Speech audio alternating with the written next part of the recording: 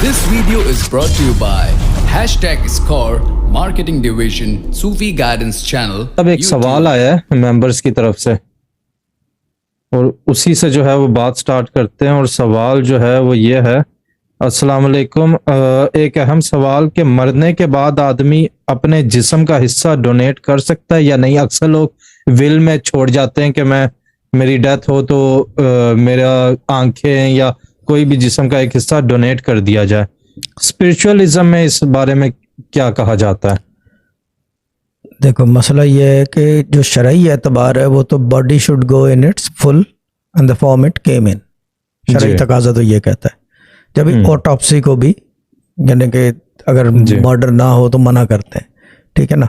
अब वो चीज़ ये है कि लेकिन इसमें भी बहुत सारे लूप होल हैं, ठीक है ना। लेकिन शरई एतबार को हटा के मैं सूफीज़म के हवाले से बता दूं, चीज़ ये है कि क्या कहते हैं उसको, अब ये यकीन वाली बात है, मानने वाली, डिपेंड करता है कि कहाँ किसके लिए क्या कुर्बानी दे रहा है, कहाँ किसके लिए क्या कुर्बानी दे रहा है। अगर किसी का हाथ कट रहा है, कोई डॉक्टर बोले कि जी आपके बेटे का हाथ जो है काटना पड़ेगा, और अगर आप चाहो तो आप जो है हाथ कटवा के उसकी जगह लगवा लो, आप क्या करोगे?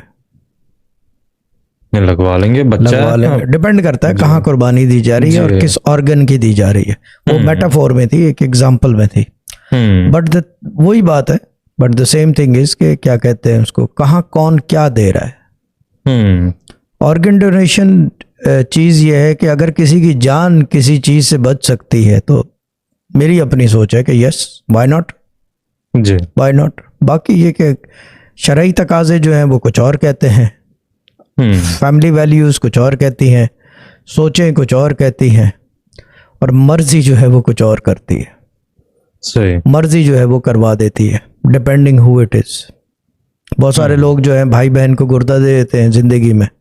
अब वो जो है क्या कहते हैं कि मरने के बाद वो बोलते हैं कि जी मेरा गुर्दा जो है मेरे बाप को दे देना, क्योंकि किडनी फेलियर है वो, और वो मर जाता है, इत्तेफाक से डेथ हो जाती है। तो फिर वो राइट होगा या रॉन्ग?